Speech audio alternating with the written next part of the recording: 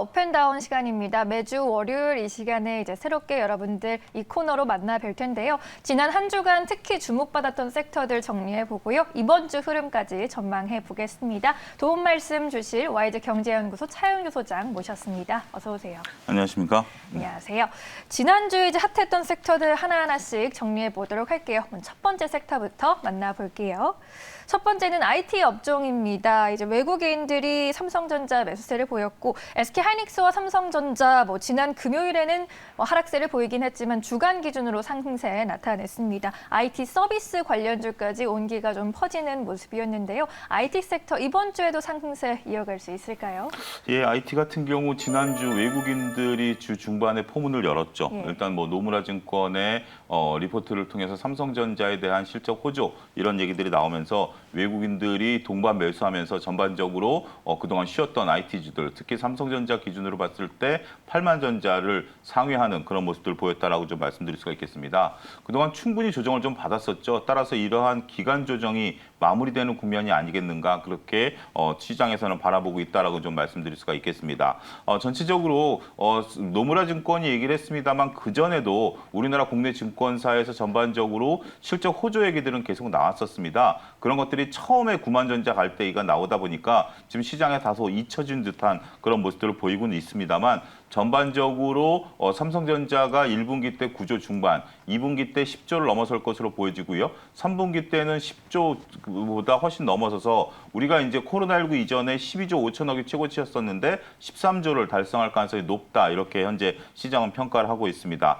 아무래도 반도체 슈퍼사이클에 대한 그러한 부분들이 계속해서 호조세를 탈 가능성이 있다라고 시장은 좀 바라보고 있다라는 점 염두에 두셔야 된다라고 말씀드릴 수가 있겠고 네. 그러면 이제 이번 주 같은 경우 어떻게 될 것이냐라고 봤을 때는 네. 전반적으로 이번 주에도 지수랑 연관성을 이제 감안하게 될 경우에 상승 탄력을 이어갈 가능성이 높다 이렇게 좀 말씀드릴 수가 있겠습니다. 따라서 그 지난주 후반부터 강세를 이어왔었던 부분들을 감안하게 된다라면 이번 주도 IT에 대한 IT가 중심에 서면서 시장의 방향성을 탐색하는 그런 모습들이 되지 않을까 그렇게 좀 말씀드릴 수가 있겠습니다. 네, 그렇다면 이제 삼성전자에 대한 의견도 좀 여쭤보고 싶은데 아직도 좀 탑픽 종목으로 보고 계시나요? 그렇습니다. 일단 삼성전자가 두 가지 역할을 다 할 것으로 보여집니다. 네. 삼성전자가 8만 원대 이제 초입에서 이제 끝났는데요. 중반까지 상승 여력은 이번 주에 열려 있다. 이렇게 조심스럽게 말씀드릴 수가 있겠고 더군다나 이제 삼성전자가 이제 지수 현재 3,200선에 대한 안착을 이제 우리가 해야 되는 거 아니겠습니까? 그러한 역할까지도 삼성전자가 할 것으로 보여지기 때문에 지금 철강화학이 조정을 좀 세게 받고 있기 때문에 삼성전자가 맏형 역할을 하는 그런 한 주가 되지 않을까 말씀드릴 수가 있겠습니다. 네, 이번 주도 시장을 끌어주는 좀 든든한 역할 해주기를 바랄게요. 두 번째 섹터로 넘어가 보도록 하죠. 두 번째 섹터는 바로 여행주입니다. 지난주에 이제 주 후반 들어서는 좀 조정받는 모습이 나타났고요. 금요일장에서도 하나투어가 5%대 조정을 받았습니다. 모두투어와 참 좋은 여행, 호텔 신라 같은 종목들도 3에서 4%대 하락세를 나타냈는데요. 과열된 것 아니냐라는 이야기가 있었는데 정말 과열 조짐에서 조정을 받은 건가요? 일단은 조금 그렇게 인식을 해야 될 것 같습니다. 주 후반 들어서 조정세가 나타나기 시작했고요. 예. 변동성이 나타나기 시작했죠. 현재 뉴욕 증시 같은 데서는 여행주들이 계속해서 움직이고 있습니다만 우리나라 같은 경우 여행주들이 주 중반부터 변동성이 확대된 이후에 주 후반 들어서는 조정폭이 완연히 드러나는 그런 모습들 보일 수 있다라고 좀 말씀드릴 수가 있겠습니다. 단기간에 좀 급하게 올라온 면이 있죠. 제가 5월 초에 매일경제에서 말씀을 좀 드린 이후에 예. 약 한 달 가까이 지금 여행주들이 가파른 상승세를 보였습니다. 그런 부분들을 감안하게 된다라면 전반적으로 시장에 있어서 너무 급반영된 부분들이 있지 않겠는가 그렇게 말씀드릴 수가 있겠죠. 하지만 낙폭은 일단 좀 큰다 하더라도 그렇게까지 급락세를 시현하지는 않을 것으로 보여집니다. 왜냐하면 실적 개선에 대한 기대감이 여전히 상존해 있죠. 당장 실적이 개선된다라기보다는 지금 코로나19 백신 접종자가 10%대를 넘어서면서 가파르게 상승 곡선을 그리고 있기 때문에 이러한 모습들을 보면 하반기 때 벌써 추석 상품이 완판이 되는 그런 모습들을 보여주고 있기 때문에 하반기 때는 실적 개선에 대한 기대감이 여전히 상존해 있다라고 좀 말씀드릴 수가 있겠습니다. 예. 그러면 이제 이번 주에 어떻게 될 것이냐라고 봤을 때 네. 이번 주 같은 경우도 좀 조심스럽다라고 말씀드릴 수가 있겠습니다. 지난주에 변동성이 확대가 됐기 때문에 고점에서 확대가 된 된 변동성은 한두 주 정도는 진행되는 그러한 모습들을 보여주거든요. 따라서 이번 주도 조금 변동성 확대에 대비한 그러한 리스크 관리 전략들이 필요하지 않겠는가. 서둘러서 추격 매수 같은 경우는 조금 조심스러운 접근이 필요하지 않겠는가 말씀드릴 수가 있겠습니다. 네, 파랗게 문드렀던 여행 관련주도 한번 점검해 봤습니다. 세 번째 섹터 전방도 한번 들어볼게요. 오늘 세 번째 섹터로는 자동차주 꼽아봤습니다. 지난주에 상승 랠리가 나타났고 뉴욕에서도 이제 지난주 금요일에 자동차주가 테슬라를 중심으로 상승세 보이면서 업종 강세를 나타냈는데요. 이번 주 흐름은 어떻게 볼 수 있을까요? 일단은 미국을 잠깐 말씀드리면 금요일날 테슬라가 올랐고 목요일날 같은 경우 GM을 필두로 올랐죠.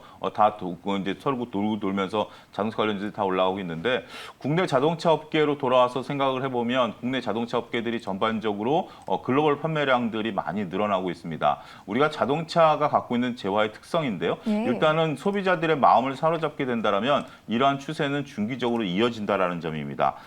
지금 현재 자동차 관련주는 IT와 한 몸이다 이런 얘기가 들릴 정도로 IT와 같이 그동안 쉬어주다가 이번에 다시 재차 상승하는 그런 모습들을 좀 보여주고 있죠. 여기에 외국인과 기관의 매수세가 들어오고 있다는 것도 상당히 긍정적이다라고 좀 말씀드릴 수가 있겠습니다. 현재 지금 외국인들 같은 경우 지난주 중반서부터 조심스럽게 방향성을 모색하고 있고 기관 같은 경우 금요일 날 시장을 누르는 모습들을 보이긴 했습니다만 여전히 한 축을 또 담당하고 있다라고 보여지는데 자동차에 관련돼서는 외국인과 기관이 선호를 하고 있다라고 좀 말씀드릴 수가 있겠죠. 전반적으로 자동차 관련주들이 지수를 떠받치는 그러한 역할을 하고 있다라고 좀 보여지고 있기 때문에 긍정적인 모멘텀을 발라볼 수 있지 않겠는가. 그렇다면 이번 주 같은 경우도 그러한 상승 추세는 이어질 것으로 보여집니다. 자동차 같은 경우도 IT와 마찬가지로 충분히 그동안 쉬어주는 역할을 했기 때문에 이러한 모습들을 감안하게 된다면 이번 주 같은 경우도 자동차는 IT와 마찬가지로 시장을 이끄는 그러한 중요한 역할을 하는 하나의 섹터로서 자리매김할 가능성이 높지 않겠는가 말씀드릴 수가 있겠습니다. 알겠습니다. 자동차주 그렇다면은 이 안에서 혹시 탑픽 종목으로 보시는 시장은 현재 대형주 중심으로 움직이기 때문에 현대자동차를 좀 말씀드리도록 하겠고요. 예. 현대차 같은 경우 전기차라든지 아니면 전기차가 아니고 그 기존의 제네시스 시리즈라든지 이런 것들의 판매가 워낙 가파르게 이루어지고 있는 그런 모습들을 우리가 확인할 수 있습니다. 여기에 이제 글로벌 판매량도 현대차가 이끌고 이제 기아도 따라가는 그런 모습들을 보여주고는 있습니다만 현대차가 이런 것들을 이끌어가는 대장주 맏형 역할을 하기 때문에 이번 주도 관심이 필요하지 않겠는가 말씀드릴 수 있겠습니다. 알겠습니다. 자동차주 한번 살펴봤고요. 마지막 섹터로 넘어가 볼게요. 수주 잭팟 진격의 K조선이라는 이야기가 나오고 있는 조선 업황 보겠습니다. 어제 금요일장에서 삼성중공업을 필두로 크게 올랐습니다. 삼성중공업은 개장 직후로도 7%대 상승세 보이더니 결국 9.67% 급등세로 마감을 지었고요. 신규 수주가 잇따르면서 실적 개선에 대한 기대감이 크게 작용하고 있습니다. 업황 회복 기대감이 큰 것 같아요. 예, 그렇습니다. 조선주 같은 경우 잇따른 수주 소식들이 들리고 있는데요. 예. 지난주만 하더라도 현대조선해양이 2,500억의 그 LNG선을 또 수주한 그런 소식들이 전해지고 있죠. 물론 삼성중공업 같은 경우 감자와 유상증자에 대한 어떤 이벤트들이 있습니다만 이런 것들을 제외한다라면 전반적으로 원래 선박 수주가 하반기에 이제 집중되는 경향들이 있는데 올해는 이제 연초서부터 이런 것들이 지금 현재 서둘러서 이루어지고 있다라는 점이 고무적이다라고 말씀드릴 수가 있겠죠. 지금 저가 수주 말씀하시는 분들도 있습니다만 지금 수주 잔량이 2.5년을 넘었음으로써 저가 수주에 대한 부분들은 확실히 탈피했다 이렇게 지금 조선업계는 보고 있습니다. 그런 부분들을 감안하게 된다면 더군다나 현재 지금 일본 배와 중국 배가 문제를 일으킨 이후에 우리나라 배들이 글로벌리 점유율을 높여가려고 하는 모습들 현재 지금 글로벌 점유율은 13%에 달하고 있습니다만 전체 배 중에 13%가 한국 배인데요. 예. 이런 부분들이 이제 더욱더 늘어날 가능성이 있다라는 거죠. 그런 부분들을 감안하게 된다면 앞으로도 더욱더 성장세는 이어질 수 있을 것이다라고 말씀드릴 수가 있겠습니다. 이번 주 같은 경우도 상승 추세가 이어질 것으로 보여지긴 합니다만 이런 것들이 현재 지금 급격히 주가 시세 탄력을 지난주처럼 보여주지는 않을 것으로 보여집니다.